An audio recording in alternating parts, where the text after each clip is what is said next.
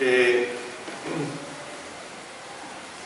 Ahora vamos a comenzar, hermanos, un tema muy bonito, como son todos los temas del libro de Apocalipsis.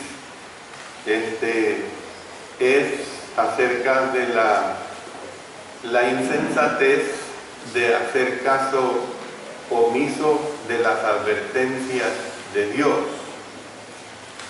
Les repito, la insensatez de hacer caso omiso de las advertencias de Dios.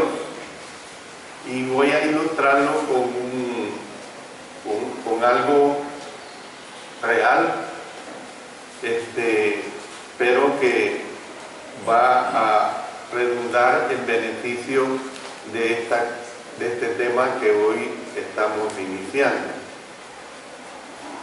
Había un monte Santa Elena allá en el estado de Washington, un monte bastante grande, y era obvio en décadas atrás que este volcán estaba por hacer erupción, y como los geólogos o los vulcanólogos habían estudiado mucho acerca de la evolución de este volcán, habían dado la advertencia de que su erupción estaba bien cerca, y entonces comenzaron a dar avisos por todos los medios de difusión para que la gente evacuara toda esa zona.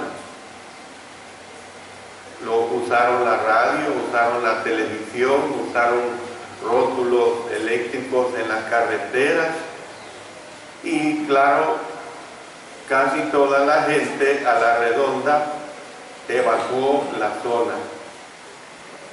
Pero había un hombre que se llamaba Harry, y este hombre había vivido toda su vida en esa región, y él se negaba a abandonar la zona. Se negaba a abandonar la zona. Los amigos le pedían que abandonara la zona.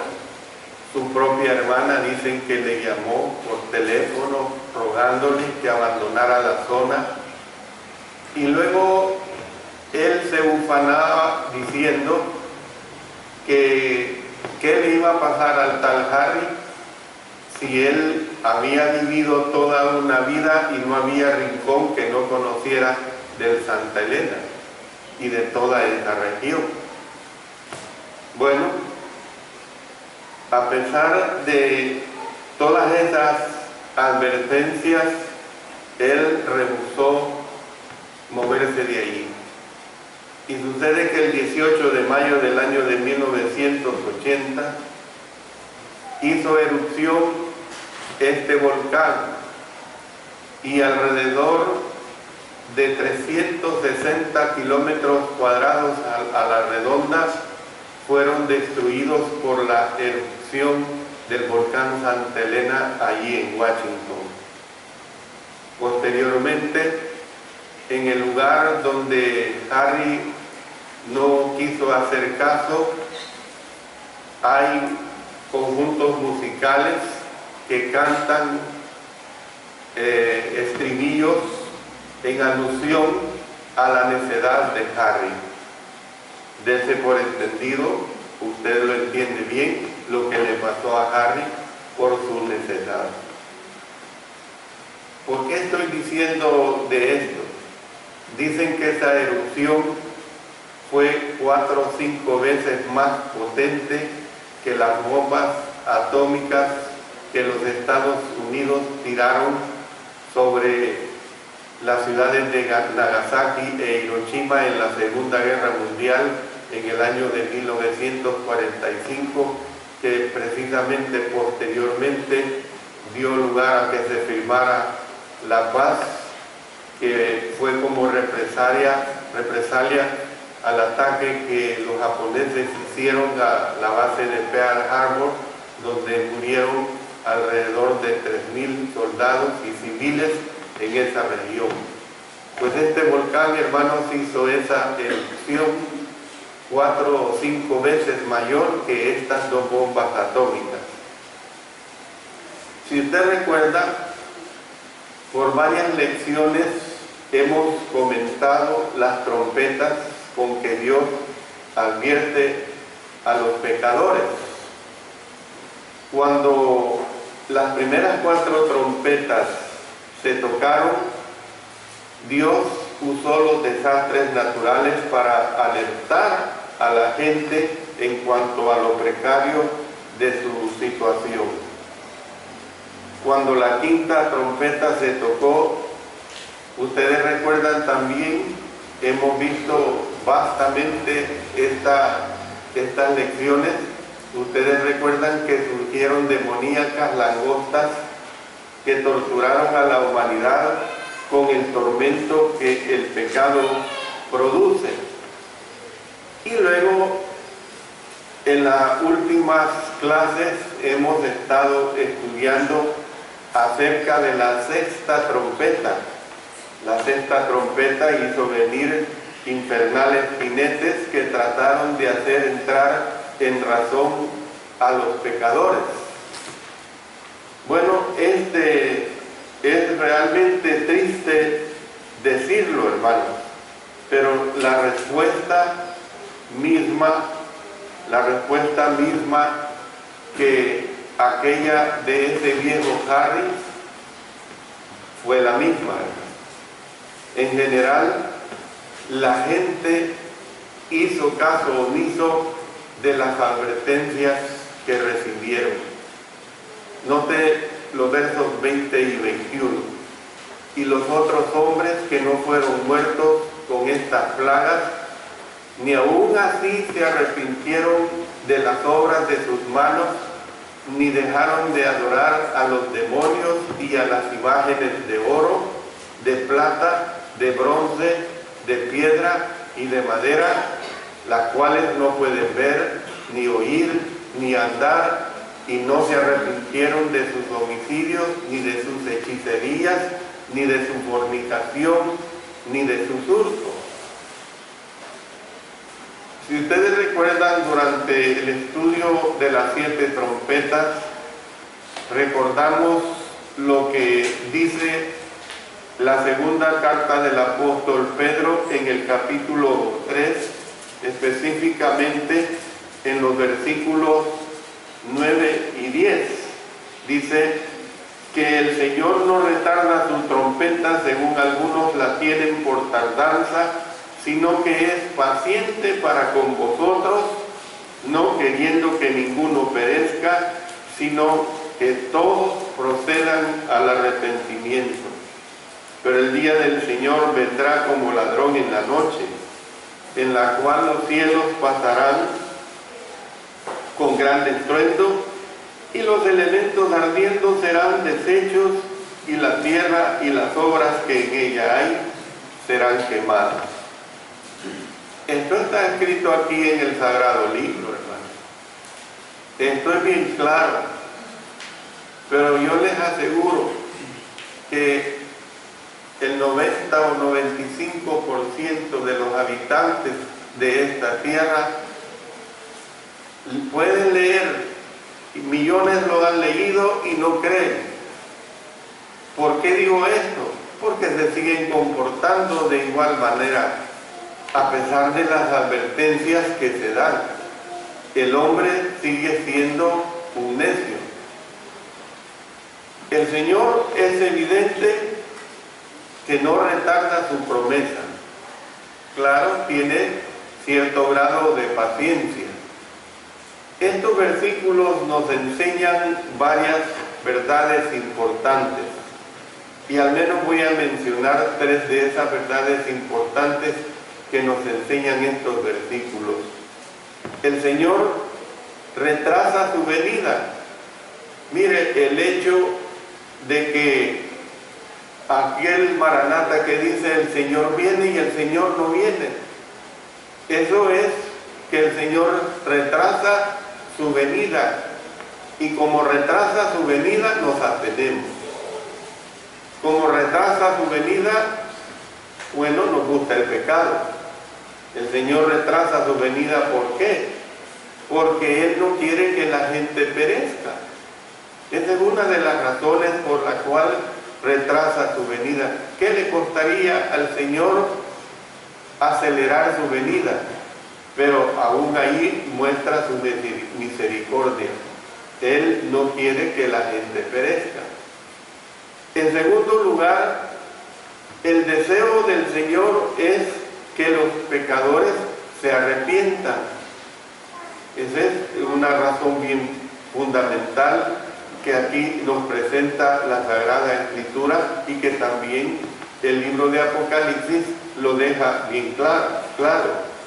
Él no quiere que, o mejor dicho, el deseo es que los pecadores se arrepientan, ¿ves? Porque solo a través del arrepentimiento pueden volverse a Él, no hay otra manera. Y siempre lo diré y siempre se lo recalcaré, lo que la Escritura nos está presentando. Siempre le recalcaré esto, de que es la única manera de arreglar la vida con el Señor cuando el cristiano o cristiana se encuentra en una situación pecaminosa. Y en tercer lugar, en cualquier momento la paciencia del Señor se acabará. Lo deja bien clara estas descripciones de Apocalipsis y de 2 Pedro capítulo 3, versos 9 y 10. Va a llegar un momento que la paciencia de Dios se acabará y entonces vendrá el día del Señor. El día del Señor vendrá no para una segunda oportunidad. El día del Señor vendrá para juicio. Ustedes saben lo que es un juicio. Un juicio es dictar sentencia. Y la sentencia que va a dictar nuestro Señor, si hemos sido desobedientes, va a ser una sentencia de muerte, una sentencia de condenación. Entonces, los que ignoran sus advertencias percibirán toda la fuerza de su ira. Cualquier persona, hermanos, que ignora las advertencias de nuestro Señor va a ver precisamente toda la fuerza de su ira. Cada uno de los anteriores temas que les he señalado, hermanos, ha sido tratado en los pasajes que hemos estado viendo sobre las 7 trompetas. Se han tratado claramente, se han definido de una manera que usted no tiene una excusa, una razón de alegar ignorancia. Ah, no es que yo me comporté así porque a mí nunca se me dijo lo que me iba a suceder. ¿Ve?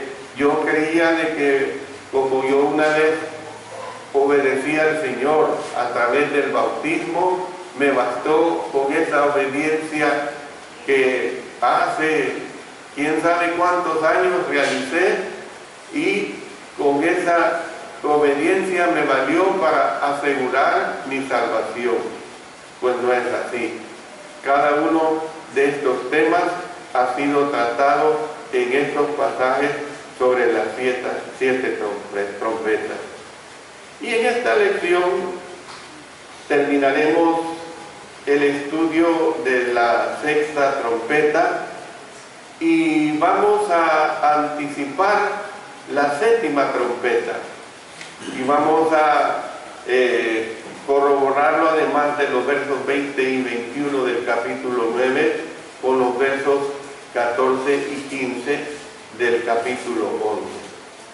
Bueno, el Señor no desea que la gente perezca, ahí lo hemos leído, y los otros hombres que no fueron muertos con estas plagas, ni aún así se arrepintieron de las obras de sus manos, ni dejaron de adorar a los demonios. el Señor nos dice el verso 9, es paciente para con nosotros, no queriendo que ninguno perezca. Hemos sugerido que las primeras 4 trompetas representan las consecuencias del pecado en el universo, hermanos. Representan esa situación del pecado en el universo. Hemos visto que la 5ª trompeta representa las consecuencias del pecado en el mismo pecador. ¿Ve? Y hemos visto que la 6ª trompeta se ocupó principalmente de las consecuencias de los pecados en los demás. Esto lo hemos dejado suficientemente aclarado. Todas las anteriores representan los esfuerzos, hermanos, que Dios, o sea, las anteriores aclaraciones, los esfuerzos de Dios por derribar las barreras de la autosuficiencia y el orgullo que erigen los hombres. Esto es lo que le pasó a ese hombre llamado Harry. Fue orgulloso. Es como que si ustedes, no lo digo como ofensa, no lo tomen en ese sentido, ustedes los que son originarios del volcán de San Salvador y conocen las laderas, conocen las veredas, ¿ve? Y viene una advertencia, mira, no pases por ese lugar, porque fíjate que ese lugar está infestado de serpientes venenosas y ya se han dado casos de personas que han sido mordidas por esas serpientes venenosas, pero usted toma caso omiso a esa advertencia, a usted le importa poco esa advertencia y usted se va por ese lugar. No, si yo no le tengo miedo a las serpientes, no, si yo las puedo dominar, ¿ve? Pero ¿qué sucede? En un momento dado, aquel hombre o aquella mujer que se excedió en su valentía, que se excedió en su machismo, es mordido por una de esas serpientes venenosas. ¿Por qué? Porque no le hizo caso a la advertencia. ¿Ve? Dios usa, hermanos, las consecuencias nocivas de nuestros pecados para llamarnos al arrepentimiento. Y Juan ve desde un punto de vista que la liberación de las fuerzas demoníacas es el resultado del pecado humano. Pero desde otro punto de vista tenemos que ver que ella es el castigo de Dios. El castigo de Dios es real, hermanos. No confundamos la bondad de Dios, no confundamos la misericordia de Dios. Tenemos que entender que el castigo de Dios es real, castigo que no carece de propósito. Cuando se recibe como es debido, debe hacer que el pecador se enmiende, hermano. Es como las madres de los tiempos modernos. Hoy veníamos en el carro hablando de eso. ¿Ve? Que hoy los niños gobiernan a las madres, hermano. Es bien triste. Es bien triste. Y mi esposa le dijo un día a la hermana Silvia Castañeda, mira, metele un par de chillazos y vas a ver cómo lo vas a mejorar. Y esa es la realidad, hermano. Ella y yo y muchos de ustedes, los viejos que ya somos, no fuimos criados en esa situación que los niños gobiernan a los padres jóvenes de hoy en día. ¿Ve? ¿Por qué en aquel tiempo no había la cantidad de delincuentes que hay ahora, hermanos? Precisamente porque la educación de los padres era más rígida, era más drástica. ¿Por qué yo no soy un delincuente? Porque mis padres ejercieron una disciplina adecuada para que yo no me fuera por ese rumbo. ¿Por qué mis hijas no son delincuentes? Porque nosotros ejercimos ese tipo de castigo, ese tipo de advertencia. Pues esto es lo que pasa, hermanos, con el pecado. Cuando no oímos las advertencias de nuestro Dios en relación al pecado, nosotros vamos a sufrir esas consecuencias. Termino esta primera parte diciéndoles lo siguiente, hermanos. Dios se preocupa por todas las personas. Esta es una realidad muy clara. Estaba preocupado por las personas de los días del apóstol Juan. Ahí lo dice en el versículo 20. Y también, hermanos, Dios está preocupado por usted y por mí hoy en día. Y si Él está preocupado por usted y por mí hoy en día, es porque Él quiere que usted haga el bien. Dios le ayude a tomar la advertencia de Dios.